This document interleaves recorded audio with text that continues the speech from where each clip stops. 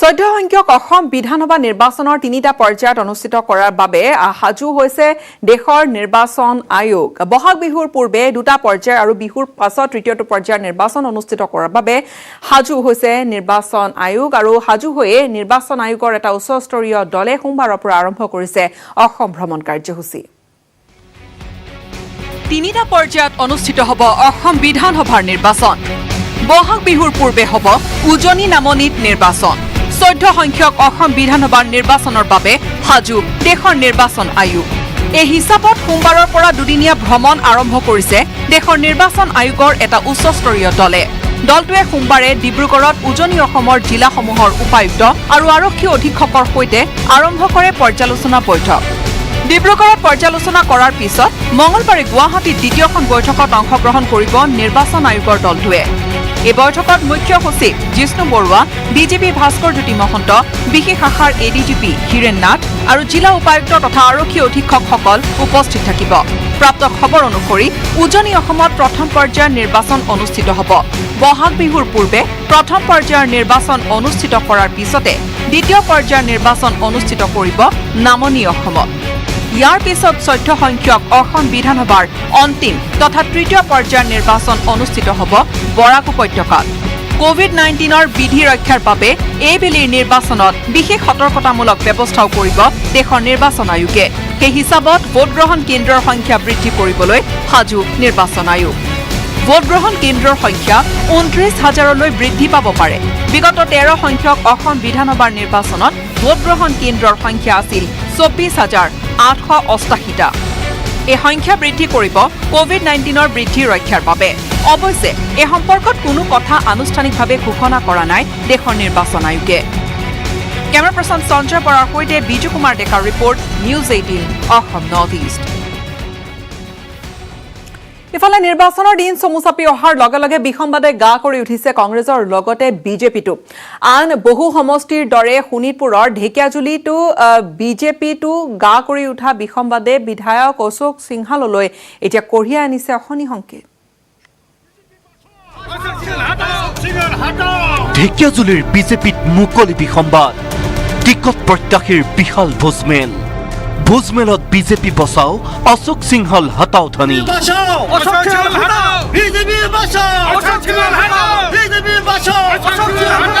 নৱবৰ্ষৰ উচিলাৰে ঢেকিয়াজুলিত বিজেপি নেতা তৰুণ চাহুৰ মহাভোজ। কি নাই মহাভোজত? মাছ মাংস উভৈনদী। 5টা বিয়াগুম চৌকাত বিধে বিধে চলিছে ৰন্ধন। ভোজনস্থলীত উবৰি খাই পৰিছে শ শ পুৰুষ মহিলা। শাৰী পাতি বিননিয়াই পাতত দি গৈছে বিবিধ ব্যঞ্জন। পথাৰতে মুকলিকৈ বহি উদৰ পুৰাই খাইছে ঢেকিয়াজুলিৰ কেইবাখনো বনগাঁৱৰ পৰা অহা শতাধিক ৰাইজে। নতুন বছৰত তৃপ্তিৰে এসাঁজ খোৱা এইসকল বিজেপি সমৰ্থক। কিন্তু তাৰ পাছতো স্বয়ং বিজেপি বিধায়ক অশোক সিংহালৰ বিৰুদ্ধে ক্ষোভত ফাটি পৰিছে এওঁলোক। এই ৰাইজসকলে আজি এই বনভূমি অঞ্চলত আজি যি বনভোজৰ আয়োজনৰ জৰিয়তে অশোক সিংহাল ডাঙৰীয়া দেৱক সুকীয়াই দিব বিচাৰিছে যে আগন্তুক আহি থকা দিনত এই বনভূমি ৰাইজে অশোক সিংহাল ডাঙৰীয়াদেৱক বিচৰা নাই। ঢেকিয়াজুলিৰ বিধায়ক অশোক সিংহালৰ বিৰুদ্ধে বহু অভিযোগ ৰাইজৰ। বনভূমিত নাই দলং, নাই ৰাস্তা ঘাট, প্ৰাপ্যৰ পৰা বঞ্চিত কৰাৰ অভিযোগ ৰাইজৰ।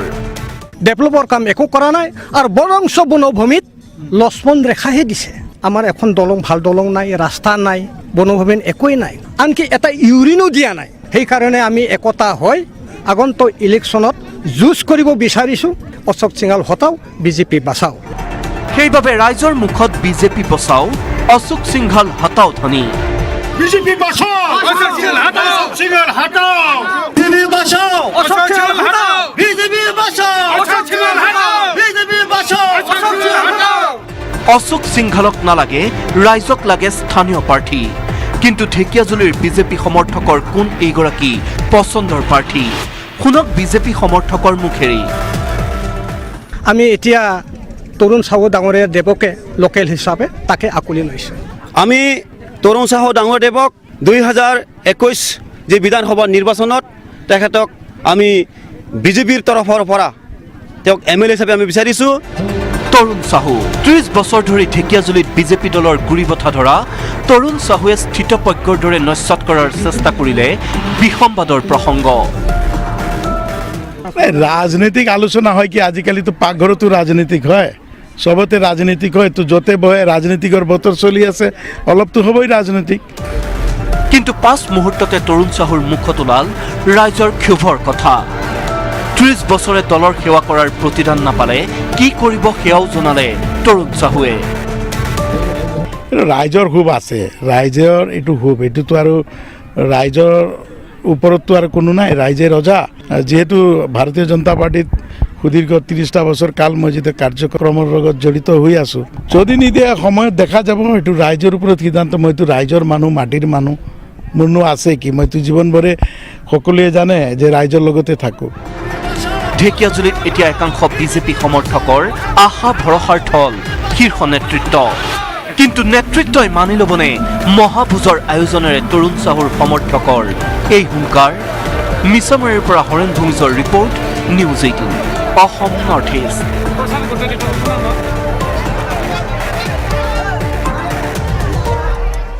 বিধানসভা নিৰ্বাচনৰ পূৰ্বে অসমত বিজেপিৰ ৰাষ্ট্ৰীয় সভাপতি জে.পি. নাড্ডা আৰু সোমবাৰে শিলচৰৰ এখন বিশাল জনসভাত অংশগ্ৰহণ কৰিলে বিজেপিৰ ৰাষ্ট্ৰীয় সভাপতিগৰাকীয়ে। শিলচৰৰ পাছত ইতিমধ্যে গুৱাহাটী অভিমুখে ৰাওনা হৈছে জে.পি. নাড্ডা। আগন্তুক বিধানসভা নিৰ্বাচনৰ ৰণকৌশল সন্দৰ্ভত গুৱাহাটীত আজি নিশাৰ ভাগলৈ ৰাজ্যিক নেতৃত্বৰ সৈতে বৈঠকত বহিব জে.পি. নাড্ডা আৰু এই বৈঠকত বহুখিনি গুৰুত্বপূৰ্ণ সিদ্ধান্ত লোৱা হ'ব পাৰে। ভেজন জে পাণ্ডা উপস্থিত থাকিব, বি.এল. সন্তোষ উপস্থিত থকাৰ কথা আৰু এই মুহূৰ্তত সকলোৰে চৰ্চাৰ কেন্দ্ৰবিন্দু এই বৈঠকত বিজেপিৰ শীৰ্ষ নেতৃবৃন্দৰ এখন বৈঠক অনুষ্ঠিত হ'ব। বিজেপিত বিধানসভা নিৰ্বাচনৰ পূৰ্বে অসমত বিজেপিয়ে ৰণকৌশল আৰম্ভ কৰি দিছে। আজি ৰাষ্ট্ৰীয় সভাপতিগৰাকীয়ে ৰণদন্দুভি বজালে শিলচৰত। मित्रों, मैं आपसे एक बात और निवेदन करना चाहता हूं। आत्मनिर्भर भारत में असम को आगे बढ़ना है। बैम्बू इंडस्ट्री यहाँ की बड़ी फेमस है, उसको आगे बढ़ाना है। वोकल फॉर लोकल हमको बनना है। टी इंडस्ट्री की दृष्टि से हमको आगे बढ़ना है। उसी तरीके से जूट में जो हम तीसरे नंबर के प्रोड्यूसर हैं, हमको उसमें भी आगे बढ़ना है। और उसी तरीके से पेट्रोलियम गैस में भी हम तीसरे पोजीशन पर हैं, उसको भी हमको आगे बढ़ाना है। इसको, इन कामों को हमको आगे लेना है। मित्रों, अगर मैं कांग्रेस की बात करूं तो 15 सालों में कांग्रेस ने क्या किया? लगभग 2155 सिविलियन और 284 सिक्योरिटी पर्सन्स ने अपनी जानें गंवाई। ये कांग्रेस पार्टी के समय में हुआ। लगभग 1200 लोग किडनैप हुए। 51% लोग बिना बिजली के थे और 56% बहनों जो थी वो बगैर टॉयलेट्स की थी। ये कांग्रेस का राज था, जिसको 100% करने का काम भारतीय जनता पार्टी के कार्यकर्ताओं ने किया, भारतीय जनता पार्टी के नेताओं ने किया, मोदी जी के आशीर्वाद से किया। मैं आपको एक बात बताने आया हूं, यह विजय संकल्प रैली है। इस विजय संकल्प रैली में हमने संकल्प लेना है। और मैं जो ये भीड़ देख रहा हूं, मैं जो ये उत्साह देख रहा हूं, मैं जो आपके मन में तड़प देख रहा हूं, आप इंतजार कर रहे हैं कि जैसे ही चुनाव आता है एक मौका और दो और भारतीय जनता पार्टी को आगे बढ़ाओ। इस बात को हम कहना चाहते हैं। BJP plus 100+। সেয়া জে.পি. নাড্ডাই শিলচৰ ৰণদন্দুভি বজালে। কিন্তু আনহাতে বিজেপিক মাফিয়াৰ চৰকাৰ আখ্যা দিছে জিতেন্দ্ৰ সিঙে। বিজেপিয়ে প্ৰতিশ্ৰুতি পালনত ব্যৰ্থ হোৱাৰো অভিযোগ তুলিছে প্ৰদেশ কংগ্ৰেছৰ তত্বাৱধায়কগৰাকীয়ে। সোমবাৰে বৰপেটাৰ কয়াকুছিত সৰুক্ষেত্ৰী সমষ্টি কংগ্ৰেছৰ বিশাল বুথ সন্মিলনত অংশগ্ৰহণ কৰিলে প্ৰদেশ কংগ্ৰেছৰ তত্বাৱধায়ক জিতেন্দ্ৰ সিঙে আৰু বিজেপিৰ দিনত বিশ্বৰ ভিতৰতে ভাৰতত ইন্ধনৰ মূল্য সৰ্বাধিক হোৱা বুলিও মন্তব্য কৰিছে এআইচিচিৰ সাধাৰণ সম্পাদকজনে। ৰাজ্যৰ নিবনুৱা সমস্যা সমাধানত বিজেপি চৰকাৰ চূড়ান্তৰূপে ব্যৰ্থ হোৱাৰো অভিযোগ তুলিছে জিতেন্দ্ৰ সিঙে। एक महागठबंधन बनता है कांग्रेस पार्टी के अंदर के साथ साथ लाइक माइंडेड पार्टीज अगर साथ रहती हैं, आसाम की जनता की जो उम्मीदें हैं उनको वो पूरा करती हैं, तो उसके अंदर कांग्रेस पार्टी जरूर पहल करेगी। मुझे यहाँ लगभग 3.5-4 महीने हुए हैं यहाँ के प्रभारी बने हुए, लेकिन मुझे यहाँ महसूस नहीं हो रहा है कि यहाँ का मुख्यमंत्री जी कौन है, क्योंकि एक व्यक्ति जिनने मुख्यमंत्री की शपथ ली है वो चुप्पी थान बैठे रहते हैं, कुछ बोलते नहीं हैं, खड़े रहते हैं, बिल्कुल फोटो खींचती रहती है, फोटो पोस्टर में लगे रहता है। সময়খিনিতে আন এটা বাণিজ্যিক বিৰতিৰ পুনৰ স্বাগতম জনাইছো। এই মুহূৰ্তত ব্ৰেকিং নিউজ। গুৱাহাটী মহানগৰীৰ খানাপাৰা দুষ্প্ৰাপ্য বনৰৌসহ জালত পৰিছে দুজন। ধৃত লোক দুজন খানাপাৰাৰ লক্ষীনগৰৰ পল্লৱ ধৰ আৰু গোৱালপাৰাৰ ৰংজুলিৰ মানৱ ৰাভা বুলি জানিব পৰা গৈছে। ধৃত লোক দুজনে গোৱালপাৰাৰ ৰংজুলিৰ পৰা গুৱাহাটীলৈ বিক্ৰীৰ বাবে আনিছিল এই বনৰৌটো।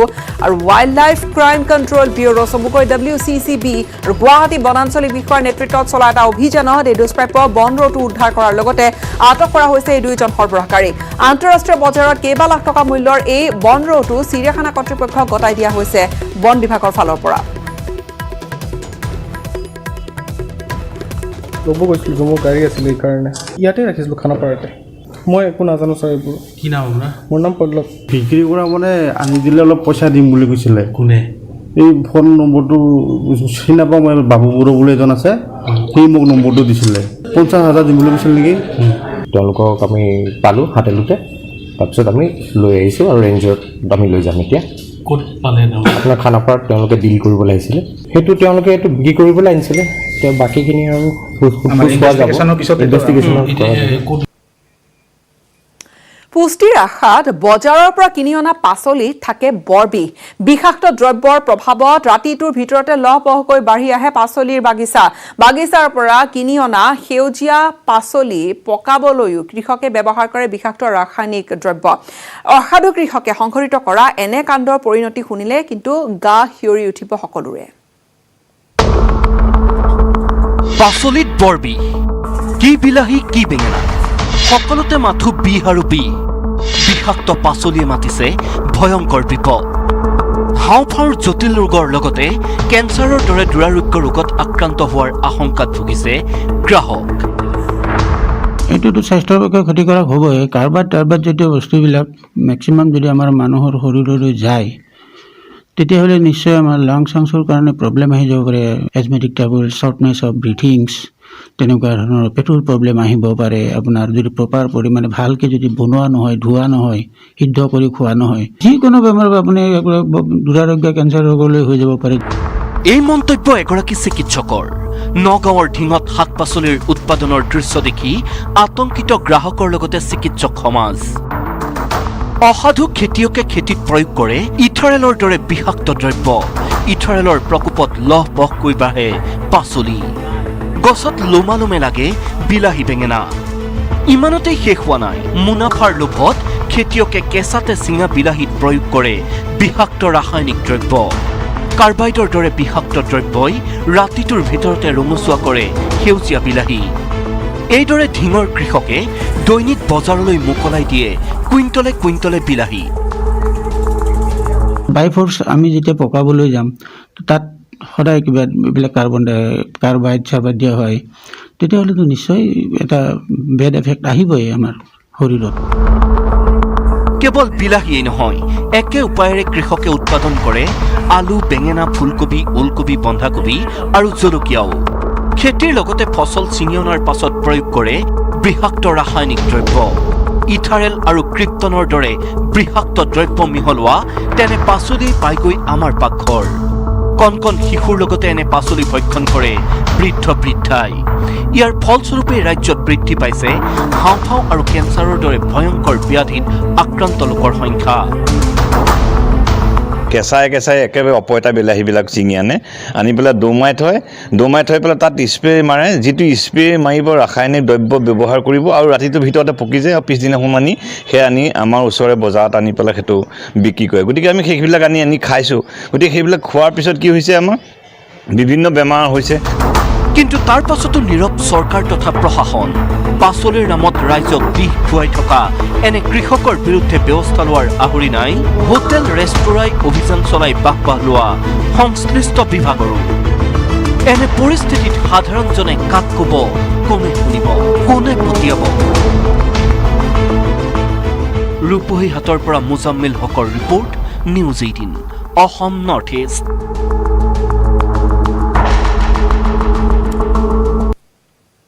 ইয়াৰ সৈতে সময় হ'ল বিদায় লোৱাৰ।